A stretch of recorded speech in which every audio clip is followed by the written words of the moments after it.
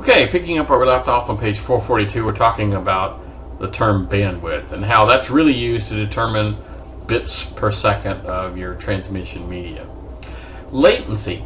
Latency is how long it takes for things to get from point. So not necessarily the speed, but can you imagine I click the mouse, click, and then it waits, and it waits, and it waits, and then sends it really, really fast. That would be bad. So in addition to sending it very, very fast, I want it to happen rather quickly. And if you're a gamer, you'll be more interested in latency because I'm trying to move my character, and so I don't want to be move my character and have a big lag in what's going on before my character moves. So latency is the time it takes a signal to travel from one location to another. So not necessarily the speed, but just how long it takes it to get there.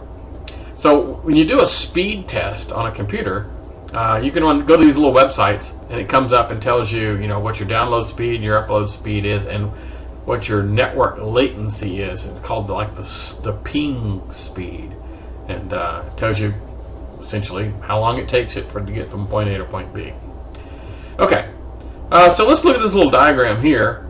Again, I'm not going to test you on the numbers. That's not really the point for this. So now we're going to be talking about the physical media. So on page 443, talking about twisted pair cable. And so this looks sort of like a phone line. It's got a plastic jacket, and inside there is depending on what it is, typically it's six little copper wires, and they're in 3 little pairs that are twisted all together. And so you have this cable coming out, and so that's the typical way that most people have hardwired Ethernet today. And the idea is that they're cheap. It comes on a spool, relatively inexpensive. 20 or 30 cents a foot kind of a thing. And so you can get different grades of this. And obviously, if I was going to put this thing together, I'd want to get. There's one called Category 5 and a Category 5E and a Category 6. These are the ones that go up to the gigabit Ethernet, the Gig E standard. So if I was going to be using cabling, the difference between Cat 5 and Cat 6 is like half a cent per per foot. So yeah, go for the good stuff. Token ring, just a different cabling kind of technology because there's channels going forward and channels going backwards. Coaxial cable, you guys know this kind of sort of is the same stuff. It looks incredibly similar to the coax cable that you have for your cable TV. Not exactly. This thick net stuff, that sucker was about the size of your thumb. You don't ever see that anywhere. The thin net stuff kind of look like cable TV. Fiber optic cables. These are the ones you use now for both speed and latency. One of the reasons why these technologies here are limited in range, again, 100 feet or so. The reason why these guys are limited in range isn't because they can't send stuff very fast. It's that latency thing. It takes too long for the signal to go there and back.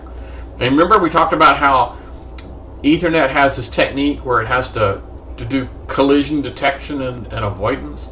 Well, if it has to wait too long for that to happen, then it'll never be able to detect whether or not it's colliding with another packet. So fiber optic cable reduces that latency piece, so it can go further distances. So you use fiber optic cable for things that are very long distances. So if it's 100 feet, I'm not going to use fiber because it's too dang expensive. But if it's more than that, I'm running it a quarter of a mile. Well, then yeah, I'm going to be using fiber optic cable. I cannot use twisted pair Ethernet cable for a quarter of a mile. It just does not work. Okay, makes sense? Cool. Let's continue. Again, on page 440, they go through a little bit more about coaxial cable and fiber optic cable. Again, I'm not gonna bore you with all that stuff. Now let's talk about the wireless part. And a lot of these terms you're probably familiar with. They talk about infrared. Now, infrared, again, is kind of sort of line of sight. There are some techniques that I've seen it used to connect between buildings, for example. But it's relatively slow. Again, Bluetooth is relatively slow. And the wireless stuff is getting a lot better. So the AC is what mine has. I have an 802.11 AC wireless setup at home. And so I can get pretty doggone close to what my my cabling speed is. Pretty doggone close. You guys know about cellular radio, you know, 2G, 4G, that kind of stuff, LTE, microwave, and communication satellites. That's kind of weird. I guess we'll go through it. So broadcast radio, mean, you know, like Wi-Fi. Wireless transmission medium that distributes radio signals through the air. Yep. On page 446, they talk about cellular radio. You know, and of course it's the same thing, except instead of me doing the transmitting and directing and receiving directly, I ping off of a cell phone tower, which helps me. So there really isn't a point-to-point. If I have a cell phone and you have a cell phone, we're not really talking between the two of us. I'm going to the tower and you're going to the tower. Okay. Microwaves typically used for like long haul scenarios, like if you have a hilly countryside, you see these like you go down the interstate, you see these towers with these little dishes on top. Those are microwave relay stations that usually for the phone companies to send signals to a tower some 30 miles away. Okay, so communication satellites basically use the same type of microwave kind of a setup. Okay, let's continue.